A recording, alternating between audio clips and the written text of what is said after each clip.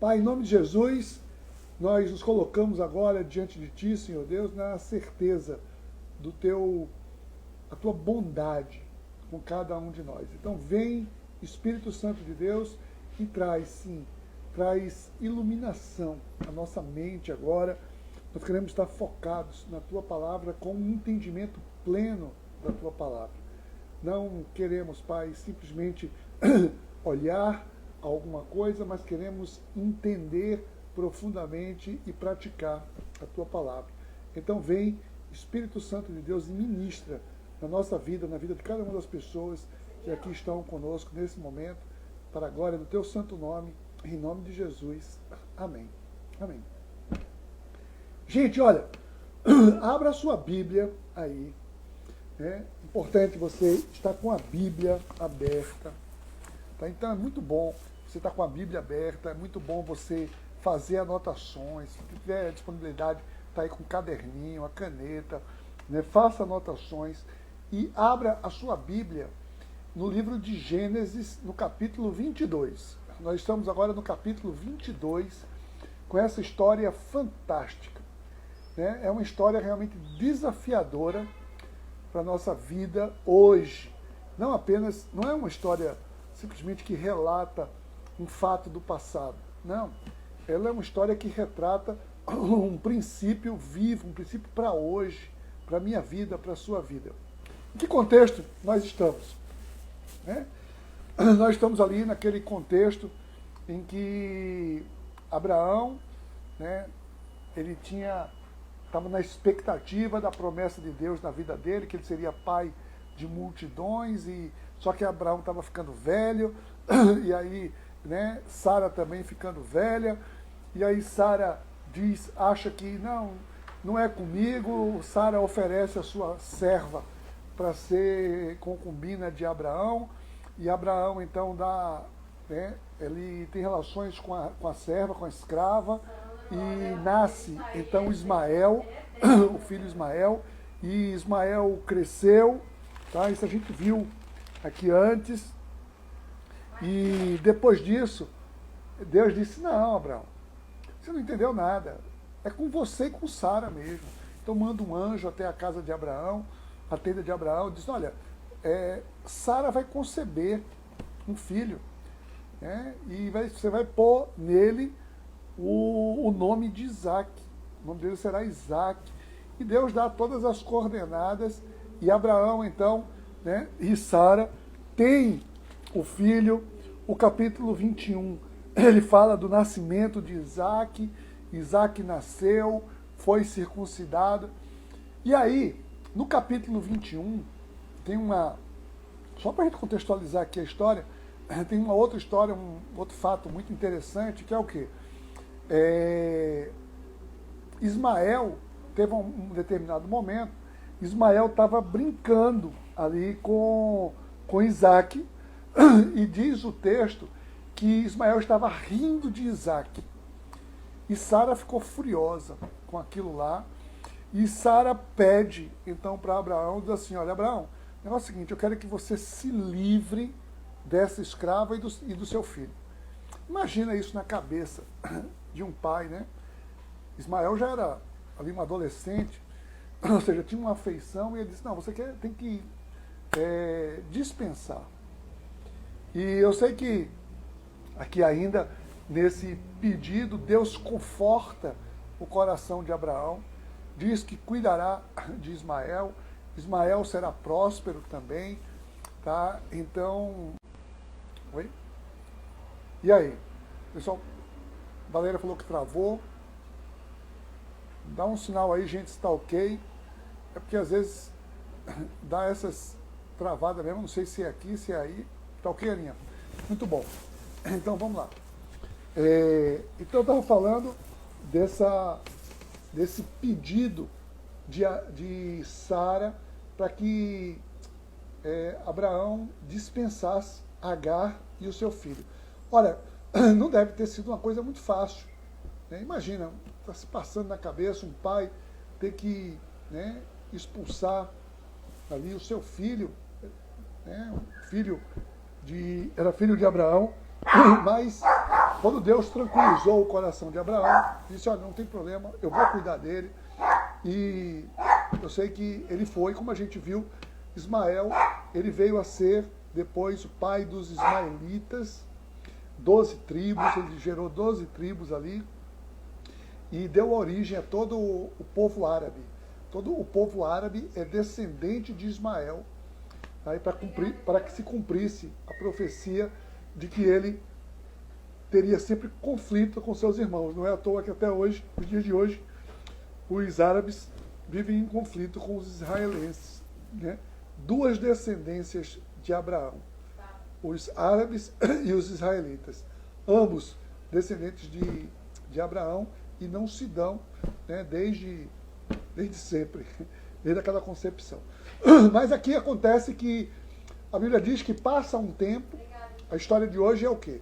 Passa um tempo de tudo isso, Ismael já tinha partido com Agar, e Isaac já era grande, ali não diz muito qual é a idade dele, mas fim da adolescência, talvez, 18 a 20 anos, não se sabe bem, mas em um determinado momento Deus chega para Abraão e diz, Abraão, eu quero uma oferta sua de sacrifício a mim. Eu quero que você sacrifique o seu filho a mim. Imagina, isso era um costume daquela região ali dos amonitas, e né, os livros de história relatam, tem outros textos bíblicos que mostram sacrifício de primogênitos, quando se sacrificava. Primogênito era o maior bem que alguém podia ter, e Deus pede então justamente o sacrifício. Abraão sacrificar, olha, Abraão era velho, Sara velha, tem um milagre. Imagina você recebeu um milagre, e aí Deus diz, eu quero o seguinte, eu quero que você abra mão desse milagre. Eu quero que você jogue fora esse milagre. Abraão tinha uma promessa de Deus, uma promessa dele ser prolífero, dele ter uma prole muito grande. E de repente vem Deus, ou seja, ele já tinha mandado Ismael embora, Ismael já tinha partido, e agora Abraão chega e pede para que ele sacrificasse o próprio filho.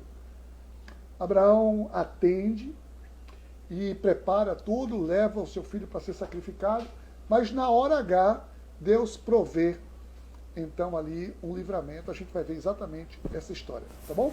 Então, essa é a história que a gente vai ver alguns detalhes dessa história. Eu quero te convidar para ver aqui alguns detalhes dessa história. Realmente uma história de um herói da fé, porque isso não é uma história que acontece dia a dia. Essa prova de fé aí, às vezes, a gente tem provas muito menores, né? E, enfim, bom, sem julgamento a ninguém aqui, às vezes é muito difícil, mas olha só, eu vou ler aqui o texto, e o texto diz assim, capítulo 22. Passado algum tempo, Deus pôs Abraão à prova, dizendo-lhe, Abraão, ele respondeu, eis-me aqui. Então disse Deus, tome o seu filho, seu único filho, Isaque, a quem você ama, e vá para a região de Moriá. Sacrifique-o ali como holocausto, num dos montes que eu indicarei. Na manhã seguinte, Abraão levantou-se. Vamos dar uma parada aqui primeiro. Pessoal, gente, pensa, entra na cena, se coloca nessa cena, né? Está dizendo que passado algum tempo, a gente não tem a noção de quanto é esse tempo, mas alguma coisa entre 10 e 20 anos, aqui, por outros relatos, acreditam-se que por volta de 10 a 20 anos, porque depois vai mostrar, na sequência do texto, mostra que quando Sara morreu, a idade que Abraão tinha, então estima-se aqui que nesse momento o seu filho tinha alguma coisa entre 10 e 20 anos. E Deus pôs Abraão à prova. À prova. Ou seja, o que é colocar alguém à prova? A prova, o sentido bíblico da prova Aliás, todo o sentido de prova é de aprovar alguém. A prova só serve para isso. A prova não é para condenar ninguém, não é nada. A prova ali é para aprovar. Esse é o sentido de prova. Quando tem uma prova, alguém vai passar por uma prova, uma aprovação, é para ser aprovado. A gente, quando é no colégio, né, tem uma prova, é para a gente poder passar para um outro patamar, um outro degrau. Então a prova tem esse sentido. E a prova bíblica tem esse sentido, de trazer para a gente a aprovação, passar para um outro patamar. Quem trabalha bem essa questão da prova é Tiago. Eu vou ler aqui, tem um texto, no capítulo 1 de Tiago. Olha só, Tiago 1,12, diz assim a palavra, vê.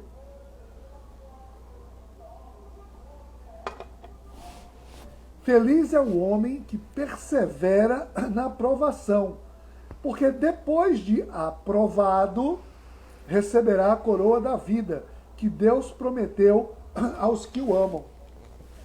Vê? Né? Tiago diz exatamente isso, né? Que feliz é o homem que persevera na aprovação, porque depois de aprovado, receberá a recompensa. Então, a prova é justamente é um mecanismo de nos levar a um outro patamar. E Deus estava querendo levar Abraão aqui a um outro patamar. Por isso que Deus põe Abraão à prova. Deus tinha uma promessa para Abraão. Deus sabia o que ele queria de Abraão. Né? Queria Abraão lá na frente, sendo uma testemunha de tudo isso. E Deus então traz essa prova. E ele, naquele momento, ele chama e ele disse o quê? Vê, Abraão, e ele disse, opa, o Senhor chamou, estou aqui. Estamos juntos, Senhor. Eis-me aqui. Foi o que Abraão disse. Fácil assim. Mal sabia ele o que estava por vir. Imagina só. Então, vê como a simplicidade da narrativa bíblica desse verso 2, vê a simplicidade que é. O verso 2 ele diz o quê? Ele diz assim, tome seu filho, né, seu único filho, Isaque. Deus deixa muito claro, o seu único filho, Isaque, a quem você ama, vê, e vá para a região de Moriá, sacrifique-o ali como holocausto, num dos montes que eu indicarei. Gente, você não tem noção do que é isso aqui não, eu não tenho noção do que é isso, a gente não tem noção do que é isso. Talvez Abraão tivesse alguma noção, né, alguma pequena noção, por ser um costume naquela época, esse sacrifício em holocausto de primogênitos, em alguns povos pagãos ali daquela região. Mas, mesmo assim, imagina, Abraão tinha uma promessa de Deus, Deus prometeu, Abraão se encheu de sonho, se realizou com o Isaque. Foi uma promessa, Deus disse, olha, a partir de Isaque vão ter grandes nações. E o que passa pela cabeça de Abraão naquele momento? Será que Deus mudou de ideia? Será que eu não sou mais digno da promessa? Será que eu perdi a bênção de Deus? Eu fico imaginando o que pode ter passado na cabeça de Abraão. Eu fico só tentando, né, imaginar, mas realmente não dá para conceber. E aí no verso 3 ainda diz assim, na manhã seguinte, Abraão levantou-se, preparou o seu jumento, levou consigo 2 servos e Isaque seu filho. Depois de cortar a lenha para o holocausto, partiu em direção ao lugar que Deus lhe havia indicado. No terceiro dia de viagem, Abraão olhou e viu o lugar ao longe. Disse aos seus servos, fique aqui com o jumento, enquanto eu e o rapaz vamos lá. Depois, presta atenção no detalhe. depois de adorarmos, voltaremos. Gente, esse texto tem alguns detalhes aqui que é importante a gente se aperceber. Olha, a gente não pode passar rapidamente por isso aqui não, sem perceber esses detalhes, né? Primeiro, Deus faz um pedido a Abraão, e que não era algo, né, simples, era sacrificar o seu filho Isaac. Imagina você, Marquinhos. Marquinhos está aí, Marco Antônio está aí. Marco Antônio tem um filho Isaac. Imagina, Deus chegou e disse assim: Marco, meu querido, eu quero que você sacrifique seu filho Isaac. Vê, é loucura. É loucura. Então, e aqui está dizendo que foi da manhã seguinte. Ou seja, imagina a noite que passou Abraão. Imagina a noite. Como é que foi aquela noite? Né? Deus chega num dia e diz: eu quero que você amanhã vá e sacrifique o seu filho. Meia-noite. Aqui só diz que na manhã seguinte. Aqui não diz que Abraão dormiu. Porque, olha, eu posso dizer, ele não dormiu. Não é possível. Ninguém conseguiria dormir diante de uma situação dessa. Então, na manhã seguinte, Abraão prepara tudo. Aqui você não vê Abraão murmurando, reclamando.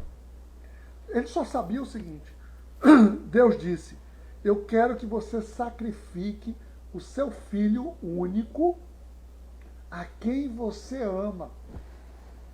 Isso lembra alguma coisa para a gente? Um sacrifício de um filho único, né? Imagina, é como se Deus estivesse dizendo ali: Abraão, eu quero que você faça aquilo que eu farei pela humanidade. Eu vou sacrificar o meu filho único como holocausto. Percebe? Ou seja, é uma dimensão quase inimaginável. Para mim, isso aqui é uma loucura. É porque a gente já conhece tanto esse texto, e às vezes a gente lê tão rápido esse texto, mas se a gente for ler, entrando na cena, realizando, Deus está pedindo para ele matar o seu filho. E ele aqui, olha, o texto diz, ele não murmura, não faz nada, ele vai, e olha só, ele viaja por 3 dias. Imagina a cabeça daquele homem, está viajando lá por 3 dias. Ele e seu filho ali, 2 servos ali com um jumento, e ele carregando seu filho, indo em direção a um monte que Deus ia mostrar para ele sacrificar. Mas eu acho que Deus trabalhou tanto no coração de Abraão, que Abraão, ele dá aqui algumas demonstrações de fé inabalável. Sabe qual? Vê o que Abraão disse aqui no finalzinho do verso 5. Ele disse o quê? Fique para os servos: fiquem aqui, né, enquanto eu e o rapaz vamos lá. Depois de adorarmos, voltaremos. Percebe que Abraão está dizendo aqui? Nós voltaremos. Eu sei que é o seguinte, ele não sabia como, mas o que ele tinha era o seguinte: Deus tinha dito que tinha uma promessa através de Isaac. E ele disse: olha, Deus não mente. E Deus está mandando eu sacrificar. O que vai acontecer? Deus vai ressuscitar Isaac. Não sei o que se passou. Eu sei que tinha uma confiança aqui inabalável. Porque se fosse comigo, se fosse com você, com qualquer um aqui, me desculpa eu estar falando por você, mas a gente ia dizer: mas Senhor, não dá para fazer outra coisa não. Eu faço o que o Senhor quiser, o que o Senhor pedir. Outra coisa é sacrificar o meu filhinho. Isso é demais. Não faço não. Eu e você, nós faríamos isso. Aliás, eu e você, muitas vezes nós fazemos isso. Quando Deus nos pede algumas coisas e a gente pondera, não é bem assim, mas que tal, e não sei o quê, será que pode ser isso? Não é assim? Abraão não, Abraão foi fiel ali. completamente. E olha só o que diz a sequência do texto no versículo 6. Diz assim: Abraão pegou a lenha para o holocausto e a colocou nos ombros do seu filho Isaque. Ele mesmo levou as brasas para o fogo e a faca. E caminhando os dois juntos, Isaque disse a seu pai, Abraão: Meu pai! Sim, meu filho, respondeu Abraão.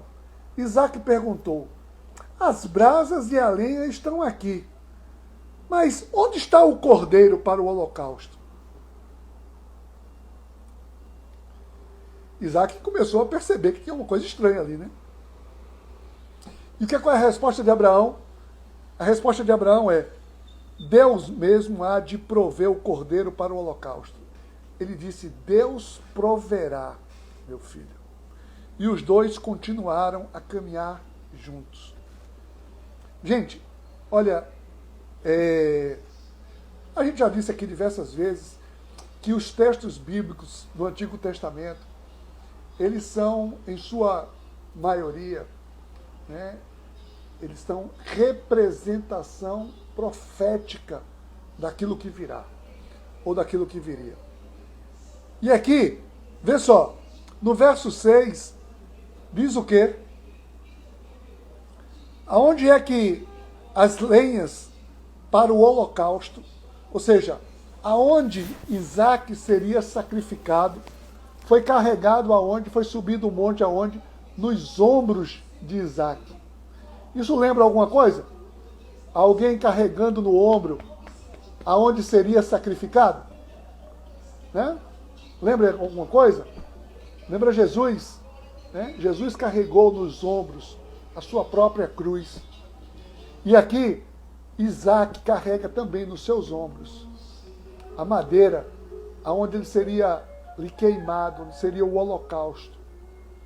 Então, a gente vê, né, que Abraão, quando é perguntado, Isaque pergunta: Pai, cadê o cordeiro para ser sacrificado? E aí, quando Abraão respondeu, sabe o quê? Jeová Jireh. Né? É o texto no hebraico, ele diz Jeová Jireh. Ou seja, Deus que provê todas as coisas, Deus proverá. Deus proverá. Deus proverá. Essa é a nossa confiança. É de que aquilo que nós não estamos vendo, mas tudo o que é necessário para que se cumpram as promessas de Deus, Deus proverá. Mas vamos seguir aqui, porque a gente não está na hora das lições ainda não, né? Só está vendo aqui o texto. Mas Deus proverá, Jeová Jireh, o Deus que provê todas as coisas. Ele proverá. Vamos lá. Continuar a caminhar. Verso 9. Quando chegaram ao lugar que Deus lhe havia indicado, Abraão construiu um altar sobre ele, arrumou a lenha, amarrou seu filho Isaque e o colocou sobre o altar, em cima da lenha. Gente, isso é muito profundo. É muito profundo. Imagina, Isaque tinha perguntado cadê o cordeiro, não entendeu nada, e Abraão deve ter dito: vira aí, vira de costa aí, né? Bota a mão para trás, e ele começa a barrar. Aqui não narra o diálogo de Abraão e Isaque. Aqui está alguma coisa, né? Aqui está simplesmente alguma coisa no ar. Aqui não tem... eles brigaram, eles lutaram, porque Isaque era um jovem. Abraão era um senhor idoso, de mais de 100 anos de idade. Cerca de 120 anos de idade aqui. Ou seja, Isaque com a tapa derrubava Abraão. E Abraão amarra Isaque naquele momento. Né? Aqui talvez tenha a percepção, né? O Espírito Santo deve ter aqui também se apoderado de quem? Do cordeiro que era Isaque naquele momento. Da mesma maneira que Jesus não resistiu. Isaac aqui não mostra, não esboça nenhuma resistência. Ele está preso, amarrado, e Abraão o coloca sobre o altar, em cima da lenha. E no verso 10 diz: então estendeu a mão, pegou a faca para sacrificar o seu filho. Aquele movimento, imagina um movimento de pegar a faca, levantar a faca. Aquilo deve ter sido uma eternidade na vida de Abraão. Uma eternidade na vida de Abraão. Abraão estava fazendo ali, eu não sei o que se passava na cabeça de Abraão, talvez não se passasse mais nada na cabeça dele. Naquele instante, o anjo do Senhor, verso 11, chamou do céu: Abraão, Abraão!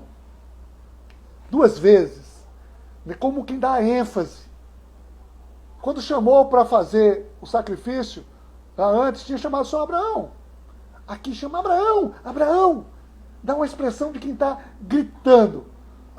Né? Naquele momento está dizendo: Abraão, Abraão, para tudo! Ele diz: não toque no rapaz, disse o anjo. Não lhe faça nada. Agora sei que você teme a Deus, porque não me negou o seu filho, o seu único filho. Gente, nesse momento aqui, né, a gente vê que Abraão, ele não titubeou, ele vai até as últimas consequências, ele vai até o final. É o que Tiago, a gente viu lá Tiago dizendo, aquele que persevera na provação. Perseverar é ir até o final da prova. E Abraão vai até o final da prova. Abraão não desistiu antes. Abraão não entregou a prova em branco. Abraão não achava que já tinha feito 7 e dava para passar por média na prova. Eu peguei o filho, amarrei, eu fiz quase tudo. Não. Ele vai até o final. Ele faz a prova completa. E naquele momento, naquele exato momento, Deus interveio.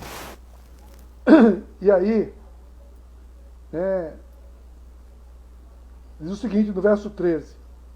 Abraão ergueu os olhos e viu um carneiro preso pelos chifres num arbusto. Foi lá, pegou o carneiro e o sacrificou como holocausto em local do seu filho. Né? Aqui a gente já vê aqui uma coisa que é o substituto, o cordeiro substituto. Né? Mais uma vez aqui, o cordeiro, Deus proverá um cordeiro substituto aos nossos sacrifícios, que é Jesus Cristo. Todo o texto é um texto profético. Então, Abraão deu àquele lugar o nome de o Senhor proverá. Por isso, até hoje se diz, no monte do Senhor proverá. Então, aquele monte ali, o monte é chamado de o Senhor proverá. E aí diz, na sequência do texto, que pela segunda vez o anjo do Senhor chamou Abraão e disse: juro por mim mesmo, declara o Senhor. Eu acho massa esse texto aqui. Porque é o seguinte, a gente diz o quê? Eu juro por Deus. Né? Eu juro por Deus. Ele diz, eu juro por mim mesmo. Era o próprio Deus falando aqui. Eu juro por mim mesmo, declara o Senhor, que por ter feito o que fez, não me negado seu filho, seu único filho, esteja certo de que o abençoarei e farei seus descendentes tão numerosos como as estrelas do céu, como a areia da praia do mar. Sua descendência conquistará cidades dos que forem inimigos, e por meio dela todos os povos da terra serão abençoados, porque você me obedeceu. Gente, aqui a gente vê algumas coisas, a gente vê o seguinte. Eu acho que, me colocando naquele lugar, se eu tivesse, porque eu não acredito, não, eu me conheço, se eu tivesse ido às últimas consequências, se eu tivesse levantado a faca para matar o meu próprio filho, se o anjo dissesse para tudo, e eu parasse naquele momento, sabe o que eu ia fazer? Eu ia cair duro para trás. Eu ia cair duro. Eu não sei você, eu estou falando por mim. Eu ia cair duro para trás.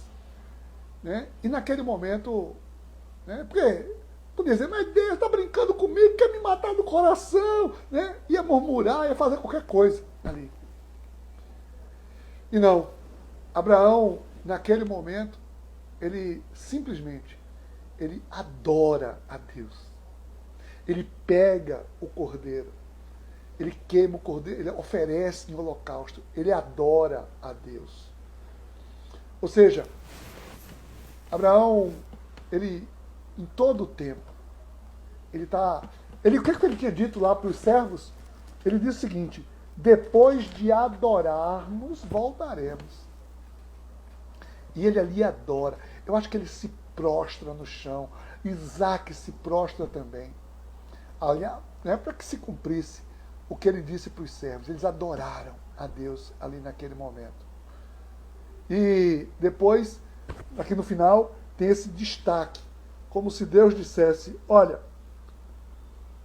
né, Deus, a gente viu isso lá no capítulo 13 e no capítulo 14, 15, eu não lembro bem, a gente tinha visto que Deus tinha falado, né?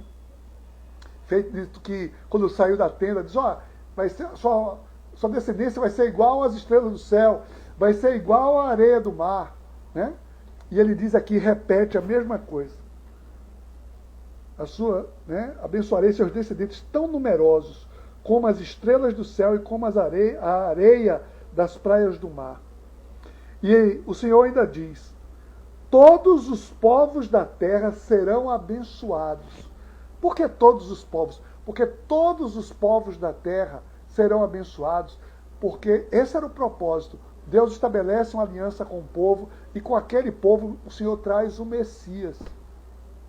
É a partir daquele povo, da descendência de Abraão, que Deus traz o Messias para abençoar todos os povos da terra, em Jesus Cristo. Né? E tudo isso aconteceu porque você me obedeceu. Porque você me obedeceu. Se você não me obedecesse, não ia ter descendência. Não ia ter nada disso. Mas é porque você me obedeceu. Então, voltou Abraão a seus servos e juntos partiram para Berseba, onde ele passou a viver. Então, Abraão passa a viver ali naquela terra, né, aquela de Berseba. Aí tem todo um significado nisso. Gente, olha, as lições desse texto aqui são, assim, para mim, são intermináveis. Né? Quantas lições tem aqui, ou uma grande lição extremamente profunda. A gente poderia ver aqui, por exemplo, a questão de que, algumas lições, todas as vezes que Deus nos põe à prova, é para quê? É para aprovar. Deus, e nesse texto de Tiago, eu vou voltar lá em Tiago, cadê? Esse texto que a gente leu de Tiago, diz assim, feliz é o homem que persevera na provação, porque depois de aprovado, receberá a coroa da vida, que Deus prometeu aos que o amam. Agora vê o verso 13, o que é que diz? Quando alguém for tentado, jamais deverá dizer, estou sendo tentado por Deus, porque Deus não pode ser tentado pelo mal, e a ninguém tenta. Deus não imputa tentação a ninguém. O que Deus apresenta são provas. Essa é uma diferença de provação e tentação. A provação é para aprovar. A tentação é para destruir. Tá? Então, tenha consigo, essa é uma grande lição. Deus põe a prova para nos aprovar. Deus não coloca ninguém em tentação. Ele coloca em provação. E a provação é aquilo que Ele quer. É que a gente faça alguma coisa que Ele quer. A tentação é a gente querer fazer alguma coisa que Ele não quer. Percebe a diferença de provação e tentação? Provação é a gente não querer. Presta atenção. Provação é a gente não querer fazer uma coisa que Deus quer. Isso é provação. Tentação é a gente querer fazer alguma coisa que Deus não quer. Tá? Então fica aí a dica. Tá? Deus, Ele quer nos provar, Ele quer nos aprovar. Outra lição que a gente tira aqui é o seguinte. Toda vez que a gente se submete ao Senhor, Abraão se submeteu aqui ao Senhor, a gente precisa confiar plenamente. Plenamente. A confiança, a gente não precisa entender todas as coisas. E Abraão deu aqui sinal de que ele confiou plenamente. Quando os servos perguntaram, e aí, vai para onde?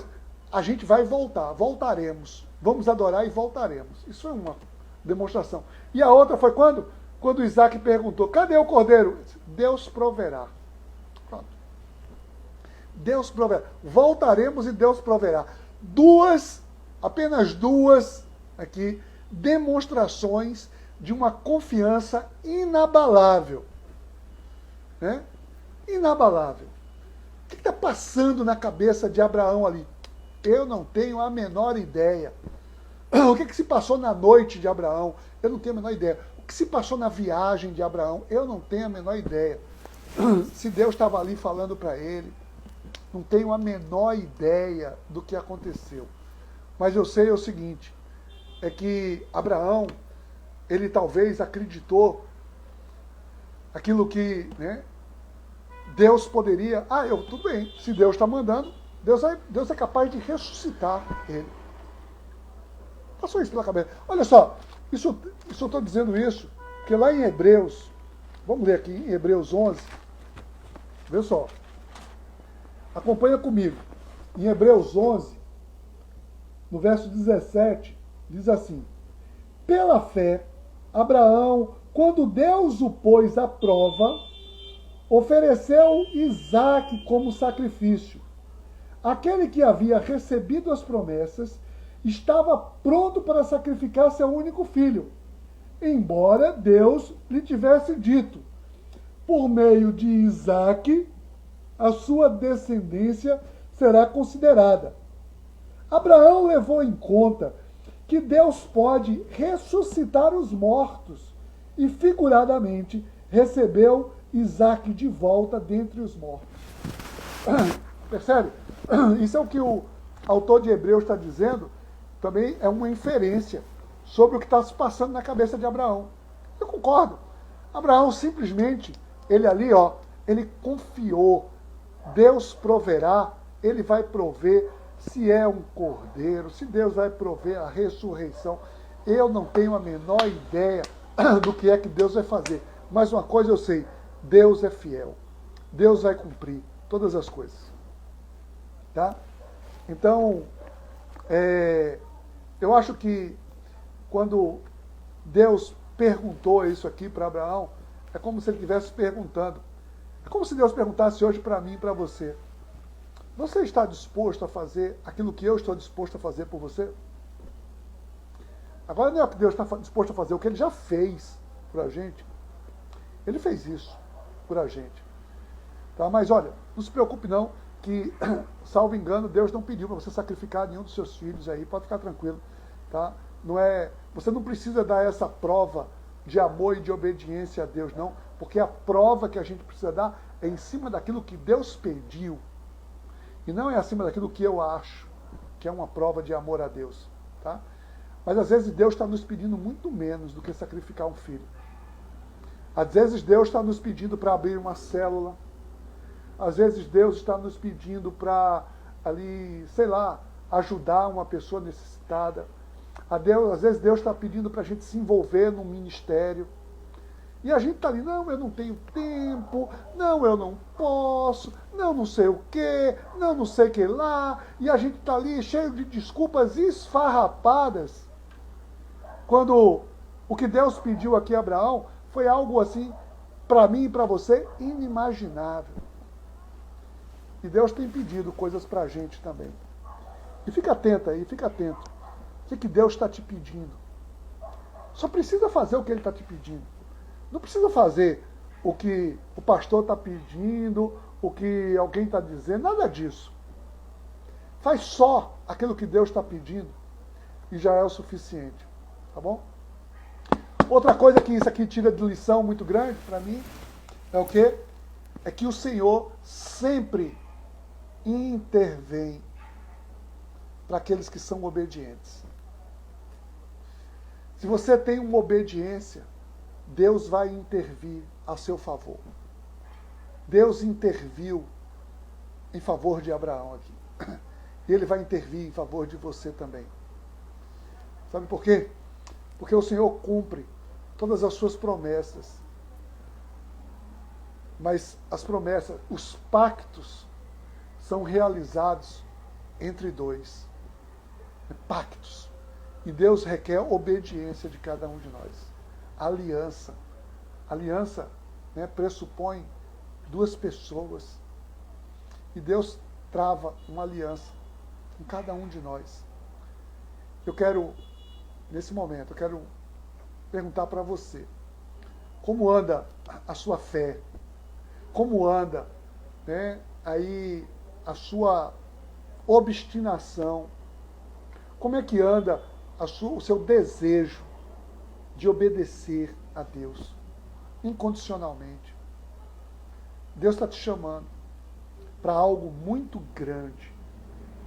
Ele chama a igreja para algo muito grande. Agora Ele espera obediência.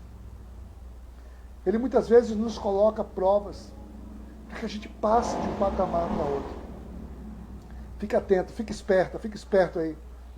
O que é que Deus está te chamando? Eu quero orar por você agora. Pai, em nome de Jesus, bendito seja o Teu santo nome, glorificado seja o Teu nome, Pai, que nos apresenta exemplos como esse. Ó, vem Espírito Santo de Deus e traz a cada um de nós o entendimento da Tua fidelidade, do Teu cuidado. Ó Senhor, nós queremos, sim, queremos estar abertos e perseverar em todo tipo de provação. Mas queremos estar atentos, Senhor Deus, para que possamos obedecer aquilo que Tu estás requerendo de cada um de nós, que muitas vezes é infinitamente menor do que o que Tu pediste a Abraão. E nós ficamos aqui torcendo, lendo o texto, torcendo por Abraão. E muitas vezes somos tão negligentes com a nossa própria vida. Então vem Espírito Santo de Deus e traz uma motivação nova, especial, de obediência. Nós queremos viver a plenitude dessa obediência, para a glória do Teu santo nome. Em nome de Jesus. Amém.